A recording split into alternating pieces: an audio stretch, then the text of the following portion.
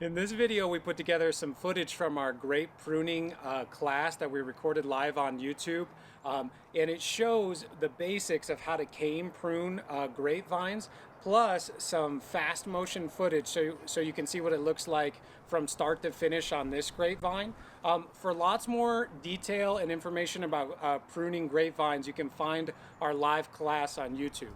To give you an idea of what the final product is, we want about the rule of thumb is about 40 buds, 30 to 40 buds, depending on your of cane, right? Of fruiting wood. So if you're cane pruning this and we have 4, then you could have 10 on each one. But I think we're going to leave maybe 60 on this one because it's such a vigorous vine.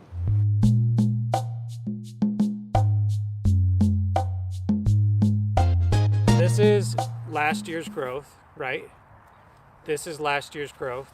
And then can you see right here? This is the year before growth, right? So this was, what, 2019 growth. This is 2020 and it's 2021 now. All right. So this is 2-year-old and this is last year, okay? So this is what, last year when I pruned, this was a renewal spur. So it's a little spur that we wanted this cane to grow out of last year because we know it's going to produce fruit on all of this wood. And then look at it, it's nicely positioned. Well, you know, if it was here, that would be cool. But it's close enough to this wire where we put it on the wire. So what we're going to do is keep 10 buds of this cane. And we're going to tie it to this wire, okay? And then this one, I'm going to prune back to maybe 2 buds.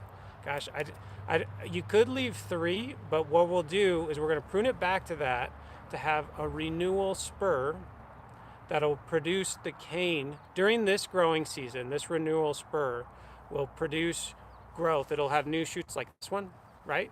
That then next year we can pick a cane from that to put on here. Okay, so let's count. So we got 1, 2, 3, 4, 5, 6, 7, 8, 9, 10. We could go maybe 11. Like I said, this is really super vigorous. And this is actually kind of thick for a cane. You know, I said pencil thickness. This is a little too thick, but you could maybe, you know, I mean, you got to kind of work with what you got, right? So let's cut it. Oh, I did put a twisty tie where I wanted to cut it. That's handy, right? Let's cut it here, okay? And then we're gonna just start cutting all this other stuff off. So, and then I said we were gonna use this as a renewal spur, right? Right. Okay, so for every cane you make, you need to also make a renewal spur? Yeah, some people would do, so here's our cane, and then we're gonna do a renewal spur. And if this had, you know, another shoot off of here last year, you could use a renewal spur right here too. Doesn't necessarily have to be back to the trunk. Usually they aren't, actually. Okay. But you can see a renewal spur here. This is one that I made last year. What I was gonna say is I think you're usually fine with 4 renewal spurs, but a lot of people would leave 2 renewal spurs per where the canes are gonna be. Does that make sense? So up to 8. Okay. In case one dies or breaks off or something. Right, kind of an insurance policy. And we did have some dieback, you know, so this is going to be my spur. Okay, so I cut it right there.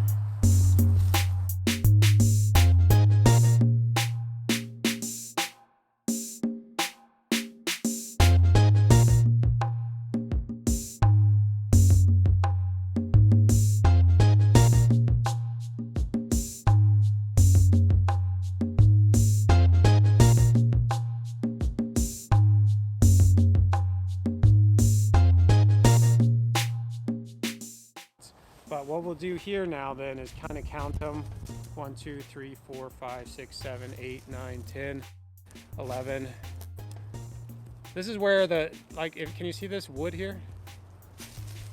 This is where it's not, you know, quite as healthy. This isn't going to produce as good a fruit. Does that make sense? So, Kind of a lighter color. yeah.